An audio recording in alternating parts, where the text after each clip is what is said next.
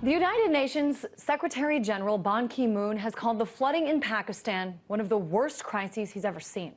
The UN has said that the country will need nearly $460 million for the first 3 months since the flooding began. But if you open a newspaper or turn on most cable networks, it's hard to find anything about this disaster anywhere. So what is going on here? RT's Priya Sridhar investigates. And speaking of those other major natural disasters, as is the case in most instances of chaos and calamity, the 24/7 cable media had a field day. We're following the breaking news out of Haiti. The largest, most powerful earthquake in the region's history has crippled the country, measuring 7.0. The Haitian prime minister predicting today that hundreds of thousands may have died.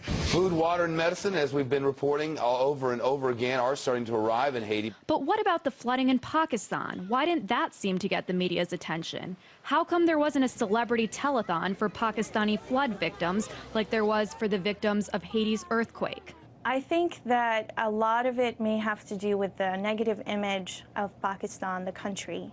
I think there's a general perception that if we're funding Pakistan, we're funding Al-Qaeda, we're funding these militant organizations. And it wasn't just the media executives that didn't seem to care about the damage in Pakistan. Even the man in charge of the UN couldn't convince the international community to help out. In the media, we hear talk of so-called fatigue. There are suggestions that governments are reluctant to cope with yet another disaster. As we turn now to Pakistan, millions of people continue to suffer 1 month after the torrential rains triggered floods that submerged 1/5 of the country underwater. But even as the disaster grips the country, the Obama administration's drone war in northwest Pakistan is continuing. There have been at least 9 drone attacks this month, the latest killing 5 people in North Waziristan Sunday. It is well known, if not acknowledged particularly by the state, that the base for the drones, where they are housed before they are automated, is in Pakistan. The current government has literally gone blue in the face denying that.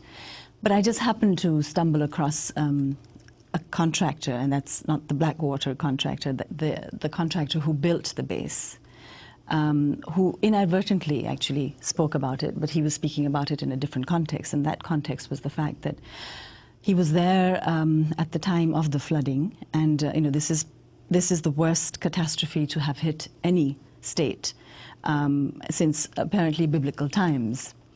So he actually mentioned to me that the River Indus, which is one of the largest rivers in the world, carrying now a volume of water which has not been known in contemporary history, was breached on the left bank deliberately in order to protect the base, which is on the right bank. And the breaching caused, consequentially, the inundation of an entire district, which resulted in the displacement of millions, not thousands, but millions, because we have 170 million people in the country. And this particular district is one of the most densely populated. So, yes, there is a connect between, what is considered to be a natural disaster, but then the management of that disaster is not natural at all. A year ago or so, when that poor Iranian woman died, Nada, in Tehran, and the entire world wept for her, and a moist-eyed president appeared on the White House lawn. That same day, U.S. drones killed 50 women and children in Pakistan, and there wasn't a mention of it on the news. So their behavior is creating so much anger. So the notion that these wars are going to stop people hating or attacking the United States is just nonsense. It's the exact opposite that's going on. A Pew poll recently done said 59% of Pakistanis now view the United States as an enemy. And it's interesting that there's this issue of being very hesitant about pouring millions into a corrupt government, the corrupt government of Pakistan, which you believe it is. And yet when it comes to military spending and shoring up the Pakistani government, they don't seem to have those same questions. No problem at all, and they know perfectly well that quite a lot of the money which goes in to supposedly shore up the military in Pakistan, quite a lot of it is siphoned off by the corrupt rackets within the Pakistani administration.